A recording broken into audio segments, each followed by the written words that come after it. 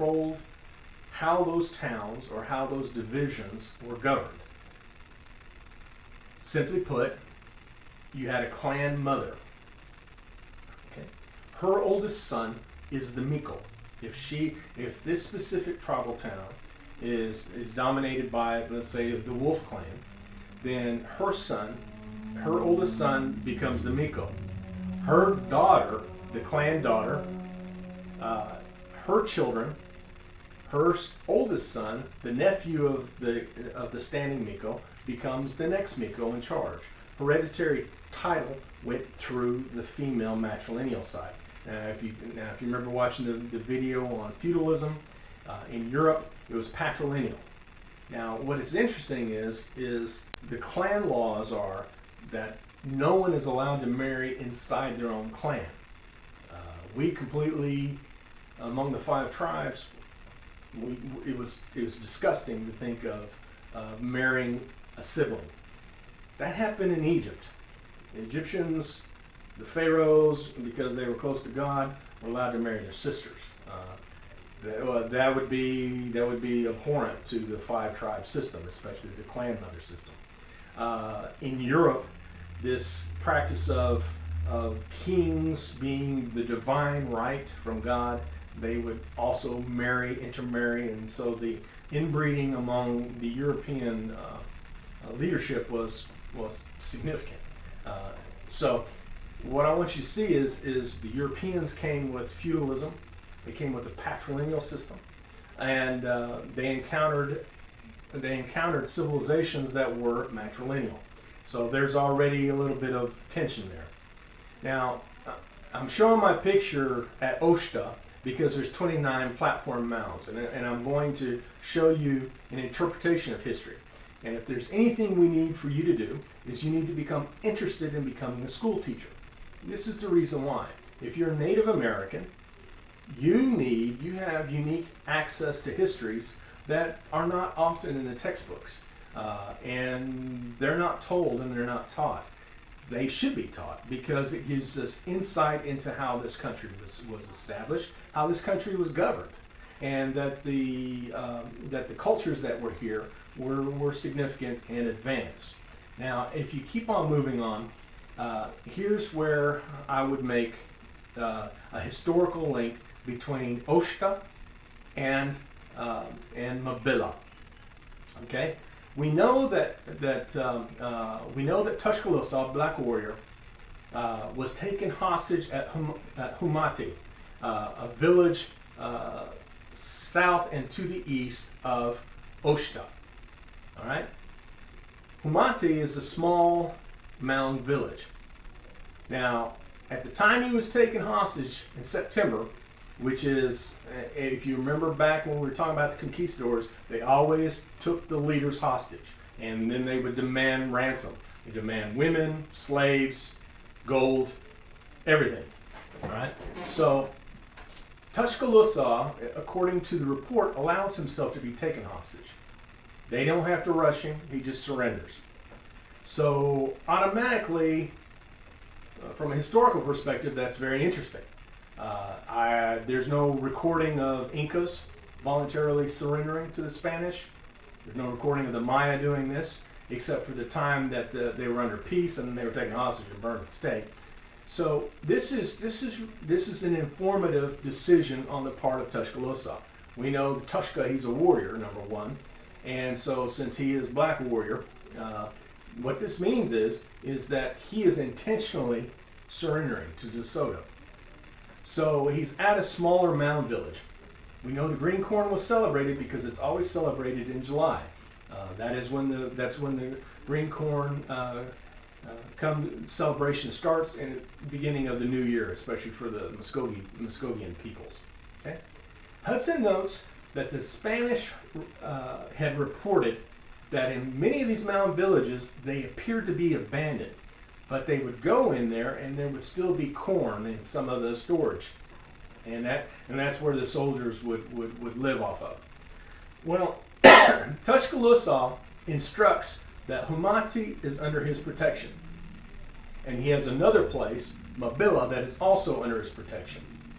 Well, this starts to look like maybe there is a central area that he is located at. All right.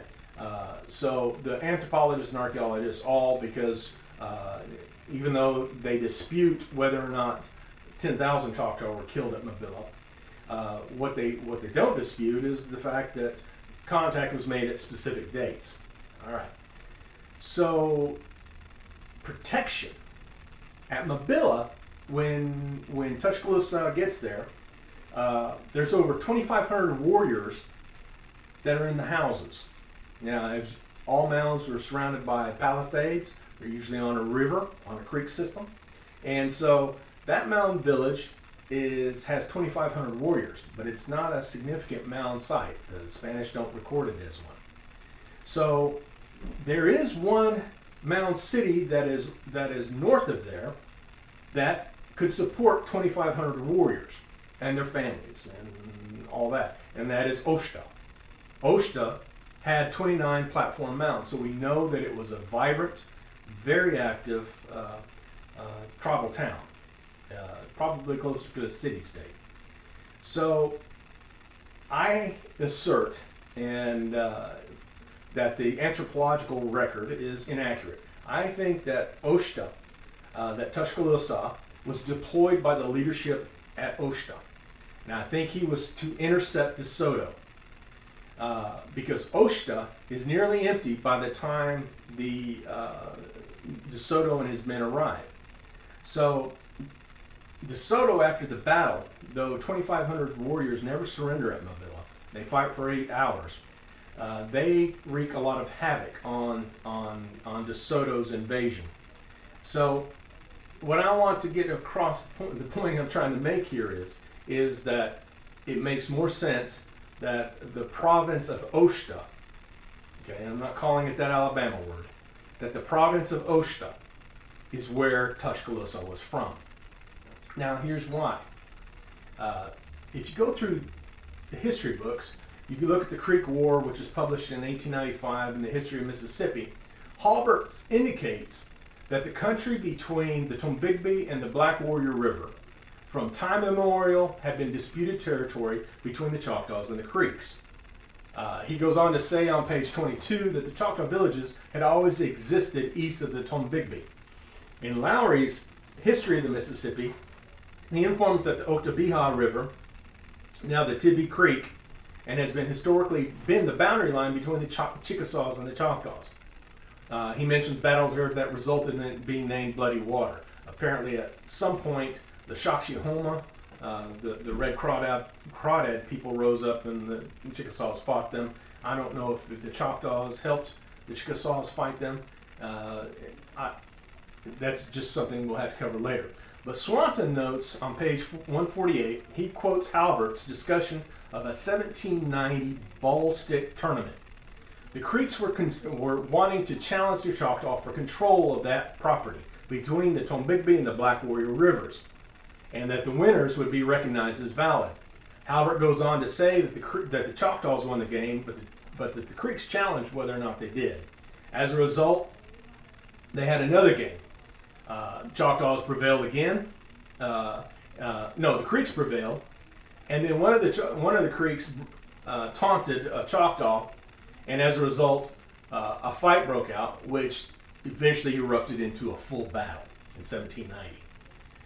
Cushman relayed that a Creek man by the name of Stony Harjo informed in 1830 that over 500 Creeks and Choctaws had died, and it was a source of sorrow for both nations, and even up until removal. Cushman notes that there was a Creek-Choctaw war there in 1800 that started over another ball game over that area. So 10 years later, another war battle breaks out. And this game was actually played, it's cited as it was played 1 mile below what's now currently the town of Tuscaloosa, Alabama, where the University of Alabama is, and was played on the west bank of the Black Warrior River. Both sides claimed they won the game. Another dispute led to altercation, which led to another battle. The Choctaw prevailed in the conflict. However, it was until the Civil War, it said the damage done to the trees by the Creeks and the Choctaws fighting could still be seen. Another anecdotal evidence that I would present that historically shows the Choctaws' relationship to Oshta is that the Choctaw Mound, the Mother Mound, the Nanawaya Mound, is located at 32.92 degrees latitude. Oshta is located at 32.99. It's almost exactly directly east of the birth mound of the Choctaw. Now, if you'll notice in the Treaty of 1816, the Choctaws ceded that area to Alabama. And so whenever we talk about who owned that property, it's clear that the Choctaw claimed it, and because that is part of the cessions, the land cessions that were made to the United States. So this is P.S. I forgot something. The most important fact is that when DeSoto makes contact with Tuscaloosa, his banner, the one that you see, has the 4 directions. It's black, and the 4 logs are displayed in the directions of the 4 mothers. So that's why I believe that Zabusta, since he was flying under that flag, and it was basically set to the 4 directions, it has something to do with Oshta. That's it. Something that's really interesting, I've always found interesting, is if you look at the 2015 Challenge Bowl material that the Creeks had published, it said that the Creeks believed the world was originally entirely underwater. The only land was a hill called Nane Chaha. Chaha means tall in Choctaw as well. So it said on this hill was a house wherein the Zagana Mazi, the master of breath, created humanity from the clay on the hill. I love that. I love that legend, and the reason being is because you see Nani Chaha, tall hill, and then you see the original Choctaw mound, which was Nani Waya, and you start seeing the relationship between the Muskogee and the Choctaw. In fact, Choctaw, the word Chada is blood in Creek. You say Chadi for red, Chata for blood. Choctaws, we say Homa for red. So, if you looked at the recently, there's a picture, an article in the Neshoba Democrat that's there near Philadelphia, and it shows the Choctaws dancing around the Nanawaya, the Mother Mound. Something that was very interesting that Swanton did.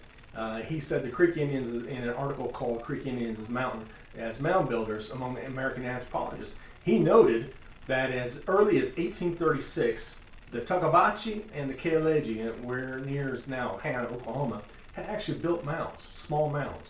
So their attempt to bring the mound polity to Oklahoma is apparent. I mean, not only did they bring the ceremonial functions, but they also brought the what would consider to be the administrative functions. Another interesting relationship is some of the mounds had mortuary houses on them. Okay, Choctaws had a system of scaffold burial, and then the bones would be collected and placed in mortuary houses. Well, Creeks continue to build spirit houses over their graves. It's just, you can see the connection between Alabama and Georgia and Oklahoma. It's actually quite breathtaking when you think about it. In March the 3rd, 1841, the Chickasaw successfully burned DeSoto out of their village. And so basically the conquistadors are forced to flee. As a result, they do cross the river. There's some indication that that's where Arkansas Razorbacks come from, because of the feral hogs that escaped after the Chickasaws had attacked. In 1841, DeSoto's men encountered the Quapaw, and as a result, the Quapaw's name is Arkansas, or Arkansas, where Arkansas gets its name. So the connections between Oklahoma history and this time period and this sophisticated mound system is important, and the reason it is because when we start talking about the sophistication of the cultures that existed in the southeast, in the southwest among the Pueblo and the Dene, When we talk about the sophisticated cultures that existed probably among the Washashi, who built another Mississippian mound, the largest one in North America. And then we start talking about the sophisticated nature of the Shawnee and the Lenape. And then you will eventually arrive at the sophisticated cultures of the Six Nations, the Senecas, the Cayugas, the Onondagas, the Mohawks, Tuscarora. The history is just has more richness than the current textbooks actually provide. Now that you understand the Miko system, the leadership system at the mounds, you can see that there was indeed quite a bit of civilization here.